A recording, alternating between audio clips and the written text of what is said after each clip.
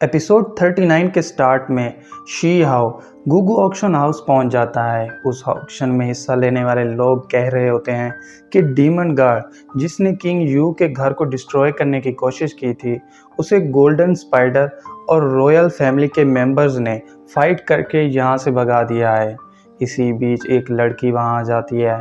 वो उस ऑक्शन को स्टार्ट करने लगती है और कहती है कि जो बंदा सबसे ज़्यादा बिड करेगा वो इस ऑक्शन को जीत जाएगा, और जो बंदा सबसे ज़्यादा चीज़ों को ख़रीदेगा वो हमारा मेन गेस्ट होगा और उसे यहाँ हर किस्म की इंफॉर्मेशन मिलेगी। ये कहते ही वो लड़की उस ऑक्शन को स्टार्ट कर देती है। सबसे पहले वो 5 कलर वाले डिवाइन मड को ले आती है। उसे देख के सब बोली लगाना शुरू कर देते हैं। शी हाओ उसे देख के वहाँ से जाने लगता है। तभी उसके सर पे लगा रिंग उसे बताता है कि भले ही ये डिवाइन मड तुम्हारे किसी काम का नहीं है, पर मेरे लिए ये बहुत नायाब है, इसलिए चाहे जो भी हो जाए तुमने इस डिवाइन मड को हासिल करना है। ये सुन के शी हाओ उस ऑक्शन में चला जाता है, क्योंकि उसके पास उस डिवाइन मड को ख़रीदने के लिए जेड एसेंस नहीं थे। इसलिए वो उस ब्लू मैरो को निकाल लेता है जो उसे उस मरमेड ने दिया था। शी हाओ उस लड़की को कहता है कि इसकी प्राइस कितनी होगी, मगर वो लड़की उस ब्लू मैरो को देख के हैरान रह जाती है। असल में वो ब्लू मैरो बहुत ही नायाब था, जिसकी कीमत डिवाइन मड से 1000 गुना ज़्यादा थी।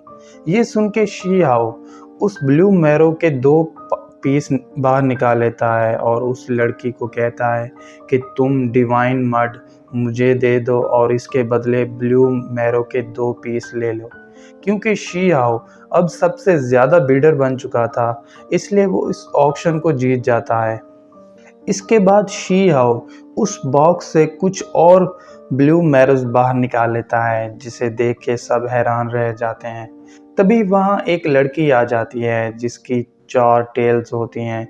वो शी हाओ को इतना रिच देख के हैरान रह जाती है।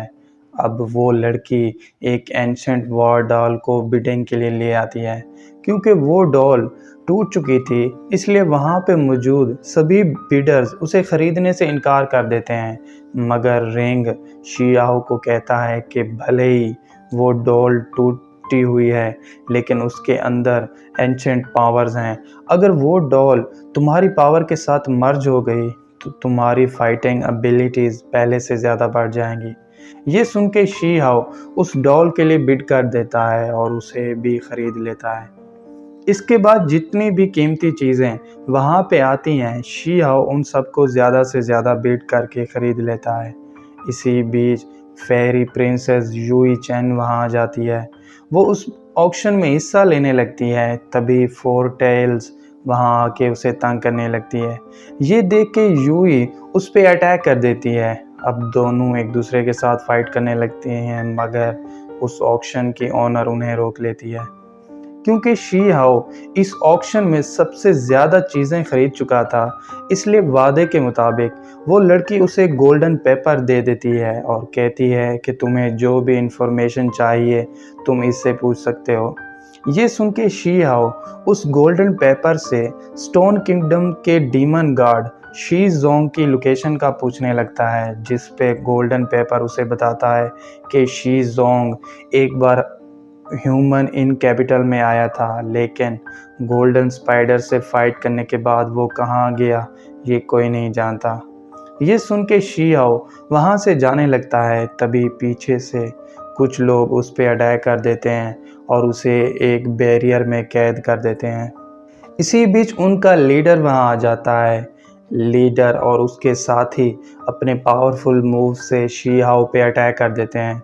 शी हाओ भी उनके साथ फाइट करता है, मगर वो सब 8 डीमन सोर्ड फॉर्मेशन की टेक्निक यूज़ कर रहे थे, इसलिए उनके अटैक बहुत पावरफुल होते हैं और शी हाओ को डिफेंड करने में काफ़ी दिक्कत होने लगती है। ये देख के शी हाओ गुस्सा हो जाता है।